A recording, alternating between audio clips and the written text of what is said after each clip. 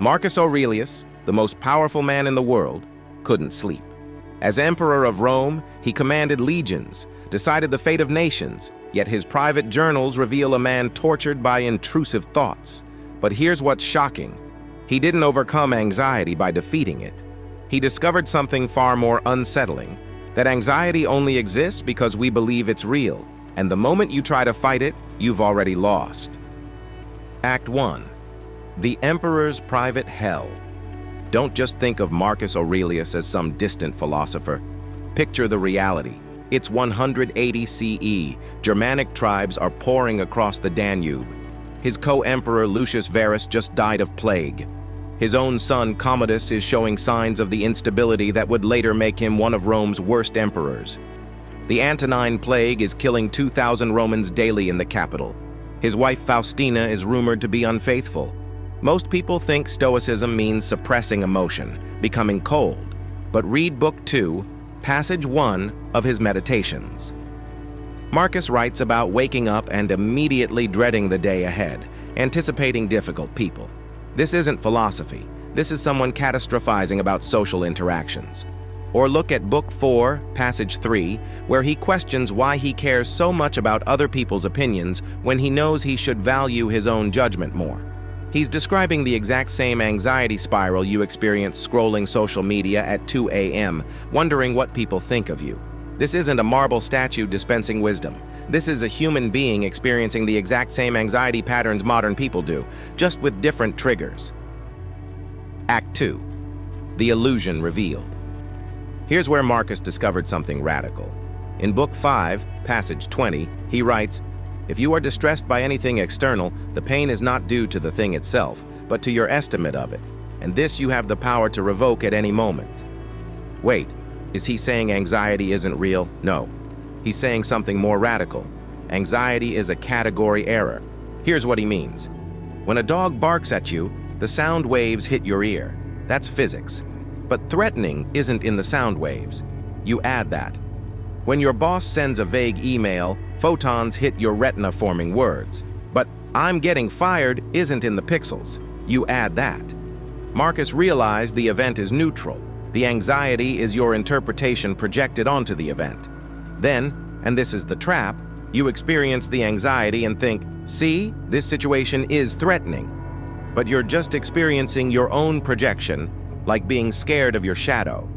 Neuroscientist Joseph Ledoux's research on the amygdala confirms this. The fear response fires 12 milliseconds before conscious awareness. You feel anxious, then your cortex reverse engineers a story about why. The story feels like discovery, but it's fabrication. Marcus figured this out 1,800 years before fMRI machines. Act 3. Why fighting makes it worse. So if anxiety is an illusion, why can't you just stop? Here's where Marcus goes deeper than most modern psychology.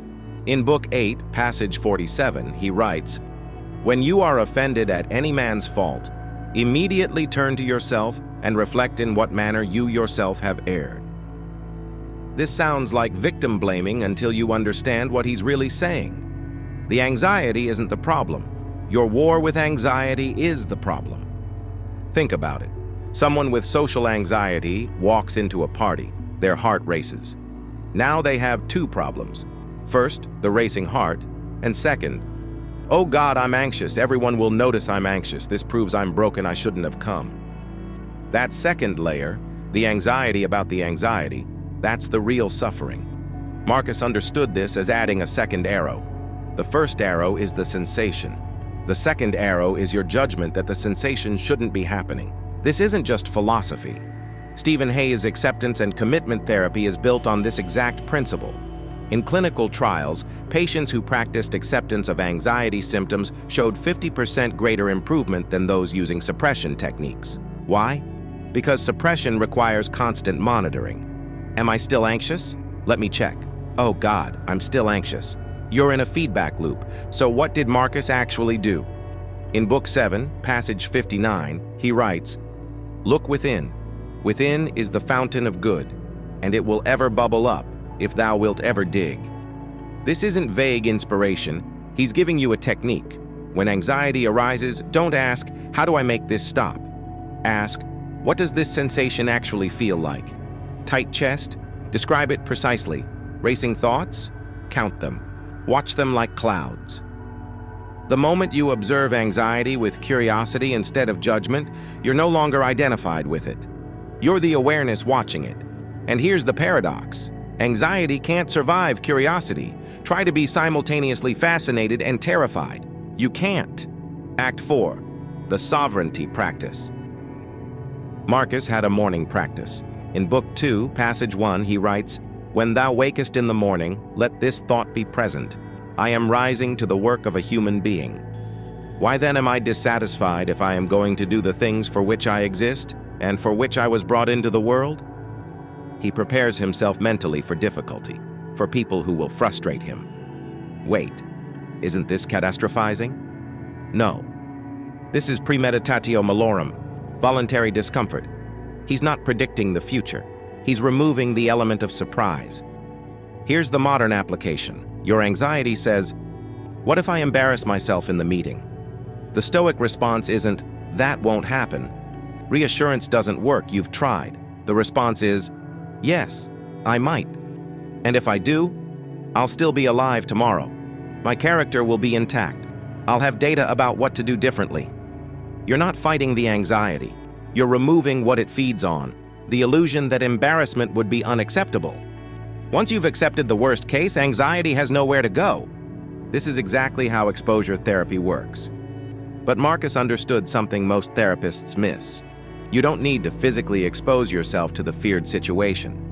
Mental exposure, vividly imagining and accepting the outcome, activates the same neural pathways. You're retraining your amygdala to stop treating social judgment like a saber-toothed tiger. Act 5. The final test. Here's what makes Marcus different from every anxiety guru on YouTube. He didn't overcome anxiety and then write about it. He wrote while anxious. Meditations wasn't published. It was his private journal, written in a tent during war, never meant to be read. In Book 8, Passage 36, he writes, "Do not disturb yourself by thinking of the whole of your life. Let not your thoughts at once embrace all the various troubles which you may expect to befall you. But on every occasion ask yourself, what is there in this which is intolerable and past bearing? For you will be ashamed to confess." This was written when the empire was collapsing. And his advice isn't be positive. It's contract your focus. What's unbearable about this moment? Usually nothing. Your anxiety lives in the future.